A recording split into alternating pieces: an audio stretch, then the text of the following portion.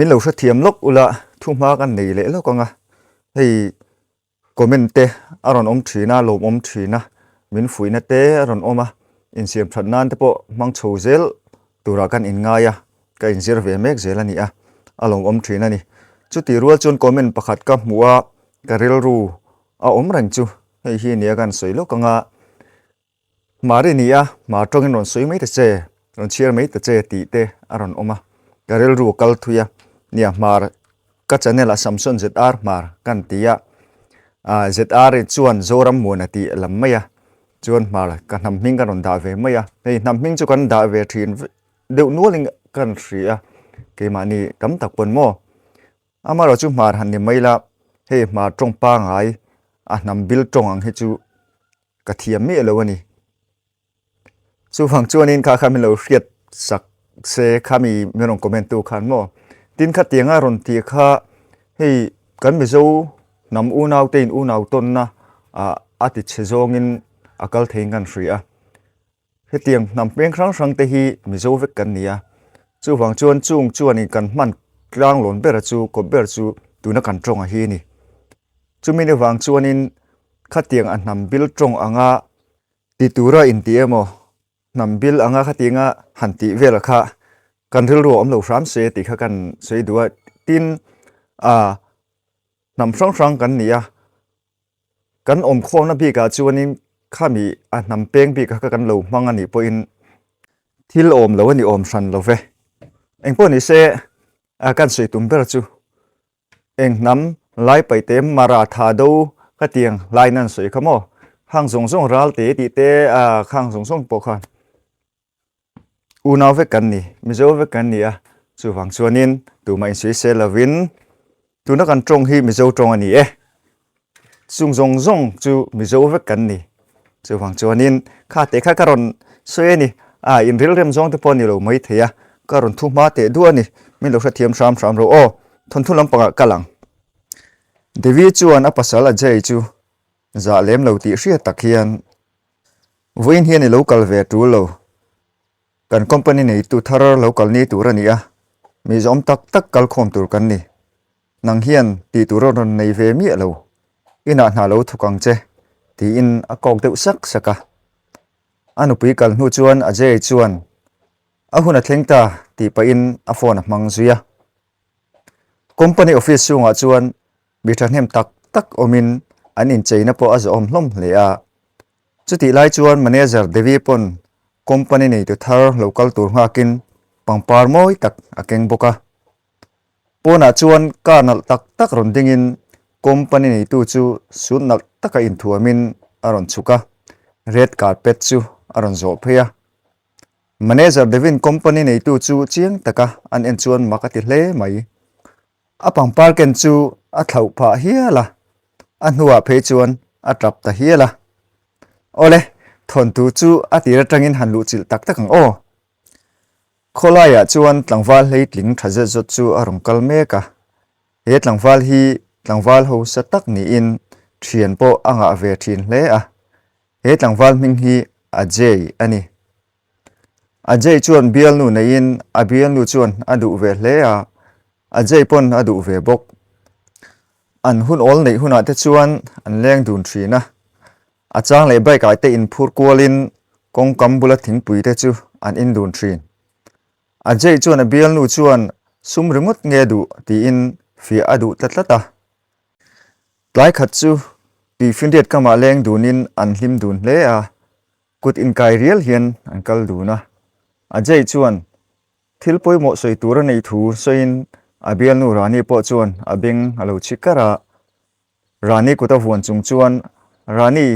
voin khan kasum dona atla chethut mai kapa in kamhinga da mokati kha alo da re hleinem nang che hi ka nei chuni ni ti in lungai takhian an soya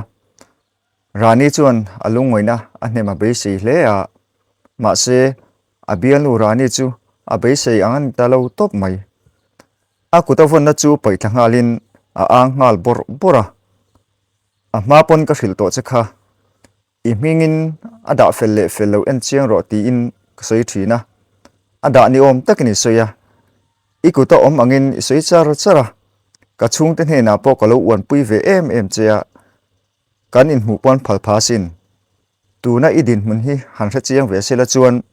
min volume du hialang a han ti a chutia a be se lo taka ranina an khum ta jek chu a jai po chuan makati sok hle a ngoi reng hian rani ang lai chu ngai thareng rengot rani chu ang zelin nang ni ang koprang thei kanilo ka thian te le ka chung te pon min ni so don lutuk tuna tang chuan kanin kar thu hi top mak ro se a han ti ta phiara chumin hu chuan a jai chu a kal san ta ngala kara chuan chuangin atlan san ta daya a jai chu ama chuina oma a jai chu a bial nun a thenta chu a rel ru na hle a hun rei tak aloin kop ve to in a bial nu chunga chuan rin na ngat na sa ve man viau to ani a jai chu a thlen na hotel a chuan le to in a rel ru na chuan a ti du ngai lo zuwa ina a zurui chu in ngai to lung puamin in ti hlum du na ril ru apua lekha te jekin hotel chunglam panga a chowa hotel chunga chho chuan walo surin a thuam hno po anan hu veka a ril ru na chu ai ngai tu wang wanga hotel chunga tanga zuan thak chu atumani hotel chunga tang chuan a bulvel in te chu alang chiangin zana ni wangin like chu a eng fur hloma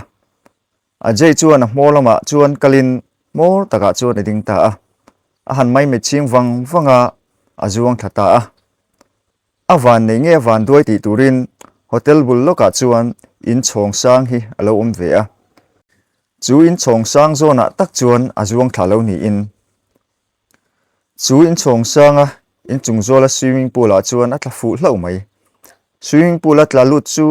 azurui po a har zuk pha swimming pool a chuan nula pakhat devi chu thom hno pa ngai nen alowin chi lai tak alo ni boka azu del lo hlo chutia jeya swimming pool a ron tata chu devi chuan a hlau kher mai ring takin au chula a jai po har hoka wangin chu makti na ena an han in din chil nai le ani nai takin enin engma po soina chang an hrelawa chuti lai chuan devi au thom tre in apa chu rongkal wata devi pa rongkal chuan a fanu le tlangwal ala hriat ngai mi lo oran muta chu makati hle a fanu in arukina bial pa tompuya angai mi aron ning rum ngal hle mai ruasu lai in swimming pool ai lo cheng dum vela hetiang tlangwal i bial pa nei thu po min la hril bok mi lo izak lo hle mai tina ron ang har bora ajai le devi chu alla ham hailu tu ka wang chuan ala ding dun renga trong chu mai na chang pon hrelo devi nu le apate po aron thleng ve ngala devi pa chuan soi chang som zelin kalo chuang ru ve em che a hetiang fanulak tak lo ka nei che hi ka zak hle ani a han ti a devi chu har chuak zokin achung te hne na chuan kut sui chian he pa hi ka bial pa ni lo engtim nge helai lo om dan po hi ka hrelo ni a han ti a devi pa chuan alo kal dan threlowin heta hian ibula lo om top lawang ti in devi chu chiang takina ena atong kama vin kher mai chuta ajay chu ron trong chuakin kapu in fanu hian thiam lo na nei lo ania kabial nu nen kanin thena wangin zu ka ina karil runa in ti hlum ka tuma hotel chung tangin karon zuang tha a in swimming pool a hian karon thla ni hi thilin hresual palani ka thiam lo liao ani tin an soya devi pa hi ril mak ve tak ni in a ril ruwa thil danga ron lang ta daya muang cha nga ron tong chuakin ani chuan nang nun ning toi ni a thi tumin in chunga tangin ron zuang thla a nang ma mi hring ma sa kha athidei to a chuan ngai bokro ka fanu hi pasal nei hun to takania ani nen hian in nei yang Mahse kan ina hian i omanga kan hnai thok thungang ati ta daya chu thu ria chu to hmu te chuan makan ti hlom hle a devi ril ru chu a hre om hle apa hne na chuan pasala ala nei du lo thu soin trapur chung hian a thu su tur chuan a han dila Mahse apa chuan arwa manna anga thil chu kal turani pasal in anga Mahse in mudun lawang in nei na po arang theyang berin bo sai tur aniang an ti zuya devi ril runa le hrelo tuk chu atrap na samaya a mel hriat mi lo tlangwal angai zong ni mi si lo pasalan nei tu chu a hre tak zetani devi chung te chuan ruwa manate siam zung zungin devi le ajai po chu anin nei ve ta maya anin nei na po mi an tam lo hle a an chung ko hriat leka in nei ni in an puang za lem lo chutia anin nei zo chu ajai po devi te na chuan a om chun zom ve nga la a chan chin kim changan zo lem lo wangin hril kher po trula ti lem chuang lo in chunga chuan an tir thei hle a an khum bor bor hi ni ber devi pa soi ange in nu pani ma se khum khata an mungai lo devi nu chuan ati re thei zualin atir kwa rang thina munte phia tirin midang pon atlawang hau hantum chuang lo in thlahung takin ading kun tlok tlok zela tu khat chu devi nu chuan an khum le in nang hian engma tho chui nei lo in hi fel takin iti hnum rang turani kan pa soyang khan ka fanu hi init pui ni ma se arem ti na le kan rem ti na te lo chuan ikut more point i khoi tur ni lo bok ti ina an khum bor bora chu ti lai chuan devi chu an hung lama lo oma alo thlir ve renga ajai ro chu in thlahung takin a kun renga ajai chuan munte chu athi amang to kana phiatin achelai vel chu an endik hi ani top mai ngoi rengin ani chuan a thok zel maya han ang hlom bor bor ma se han chan po atum lem chuang lo erong te bolin na tin renga thokan ni bera an ma pani ma se an chi hlo chhor ani ber mai ajai chuan ahun ol nei zewa chuan in ngai tu in arel ro kal thui ve thin hle a ani na dik tak sui te po achak rum rum thin an khum dan te chu angai tu le tin arel ru ana ve thei hle tu khat chu devi nu chuan devi hne na chuan ajai chu office hoi ve turin ati ve tlata office a chuan na tho tur om ang tho tir ve turin na te ni devi po chuan alo rem ti ve maya anu ngen na ang chuan devi le ajai chu office lampang pan chuan ang kal meka devi chuan office sung chang chu frilin mizom tak tak ve kan ni wangin che fing phur tu le ti jak mi lo turin azil ngun hle ajai pon ngun takin alo ngai thave kiwa anupui devi hne na chuan company nei tu mingte azot boka devi chuan company nei tu te chu frilin hral a phal thu te po hril ta luama ajai chuan alo beng khon zual hle mai office an thlen don hnai te chuan om dan moi te in hril chun zom zelin office a an thu thu om tur le an tirna po kal zel tur ani thu te anupui ani ti tu man an thra tur ani lo ti in avaw ni ber zok office chu thlengin an lu dut nga la na thok pon lo om nual to a ajai po chu anupui devi chuan thutna ko buin a thu ve a lekha chu a ke ve mual mual mai thok thu thar ani boka office thok ma sa te pon lo fiamin an nui zat lom hle a chung an fiama an nui zat lai te po chu devi chuan hu ve ma se enga waka ngai me lo khop mai ajai ro aril ru na ru hle a lekha te chu enin thil ngai tu nei ti hriat mel takhian a mela po alang chuk bok assistant manager chu rong kalina ron bia a nang hi manager madam devina ron froi thar chu ni mo he office a hian kudua inchei turani lo min huai hnung che dan turani lo bok fel taka che turani a ti tur kan ti ang i thokwa lang ti in an kok deuh sak saka chutia soilai chuan anupui devi po abula ronding rangin an bulami te po an lo ni thu hloma ajai chu ngoi ranga athil tum chu ti tlanga tum ru hle mai chu athil tum chu he company nei hi ani an office kallama anupui devi ti soi he company hi anei tuin thala phal thu kha la sa rengin le ril ruk ngetlata chu hun chu entika nge thlen don le a thleng ngei donem ti chu ama ngei pan hrelo ni tin office a chuan akal veta a dokan te chu nei sang ve thoin atul ang chu athok ve zela anupui company manager po chuan athok lai po chu lo en ti thlai thinin a chang chuan a che zeil tuk chu devi po chuan makti chang anei thin achang le office a chuan coffee sem tu ate atang lop lopa achang le a in chine ten ni zata Mahse chung chu tor chuatum tatlat ani tum khat chu office a chuan in ti hlimna an nei dona devi chuan ajay kalve chu phal lova he huna chuan i local ve thei lovang na khan thuk don lova ilama na ilo thongai ajay hne na chuan a han tia ajay an chu tiang hria chu ameng dul raya Mahse chang chuang lova kalero atum ru ve tlat company office chunga chuan an hlim hlom hle a uinte in hovin manager devi po ache hot hle a chuti lai chuan ajay po chuan office chung chu aron lut ve a an hlim hlom em awangin a then chuan a lo hulem lova then khat a lo hmu te ro chuan hnung lama tangin a chanchin lo soin fiam thu tho nan a lo manga ajay ro chuan rul ruwa ve nei lian ti hriat takin thil dang en koi mi lo hian akal zela nupui devi le assistant manager chu wen in chung hian in nei deuh tak hian a lo ti tia ajay chu nupui hnung zona chuan awm awangin devi chuan a lo hmulem lova devi hnunga chuan ading ran mai chuti lai chuan company assistant manager chuan devi chu laisa suta lo thlek ngun hle a devi kalsom tum chu duaya in tam deuh awangin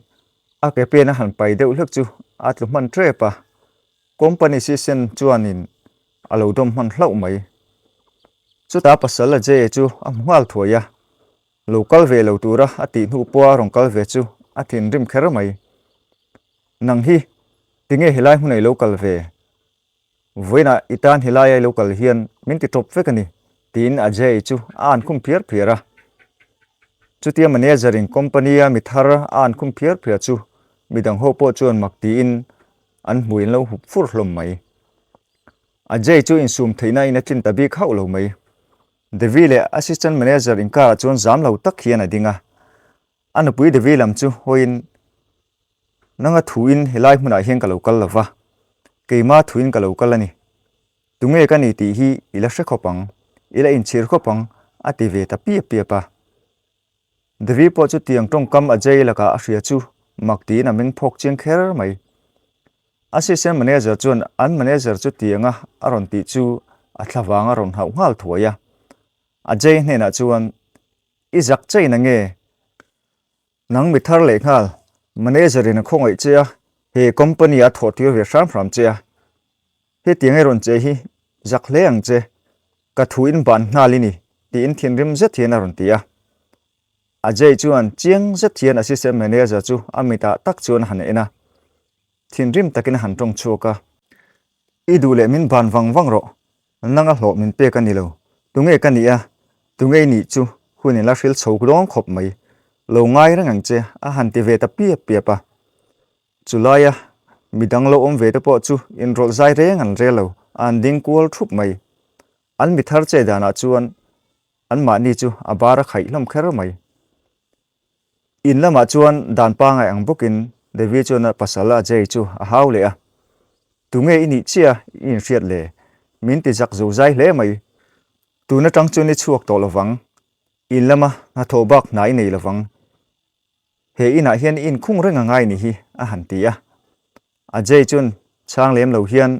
devi chu en renga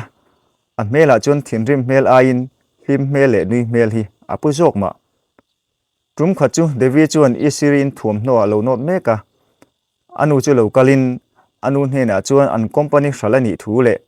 anei thu thar arong kal don thu te manager ani na anga lo lom dan tur ro man dan te chu hlim takina hrila anu chuan lo phur pi ve hle a e khai ka fanu a the ang parin lo lom don nia pangpa te pe lo lo la a han te zuya company ni tu pa in office tlo ni tu chu lo thlengin ajay chuan kalve tum ni om takin kor chu ha thamol mola devi chuan lo en rangin ain hak fel hnu chuan ajay chu bia in chhuat tum ni om taka in siam ve vel le voin hian company nei tu local dona mani i local anga min ti mol pho ang khan ron che ti tum le rongot ange katan he ni hi ni poimo tak ni ti hriang che a han tia ajay chuan devi chu en wang wangin i chelo hle mai voin hi itani pui mo takani kum khuang ka soi hi hreng ro kan pui du tak devi a han ti chu devi chuan a mel room kher mai chumi hnuwa chuan devi chu office lampang panin kar chuan man mo takin atlana ajay ro chuan munte phiat fain in chung ti tur dang neu te ti zo hnu chuan chote a eve man troka a choi khama chuan phone mangin a hun thleng ta e ka thuam hak tur zong zong nen rong kal to ru le kan tlai tur ani lo a han ti a chuti lai chuan company office chung le a kot vela chuan company nei tu local tura a in buat sei ne chu an lo pei to hle a chuata chuan red carpet ten pha duaya a sia ton tuna chuan company e thok ta chu lo in tlar khat vek bok manager devi po company nei tu pek tur pang parking in red carpet a chuan rong kala office thok anaw te pon an lo clear thup mai reivak lo hnuwa chuan pona karna tak tak ron ding khupa chuta tang chuan suit in ang vekha aron chu khup khupa kar pakhat tang chuan ajay chu sul nal tak kha in aron chuaka red carpet chu aron zo a asira chuan ka tan rong kal thap bok man mo takin office lam chu pan zela mi pui ho po chuan za ti hriat takin alo en thupa Mahse tu ma chuan an company nei tu chu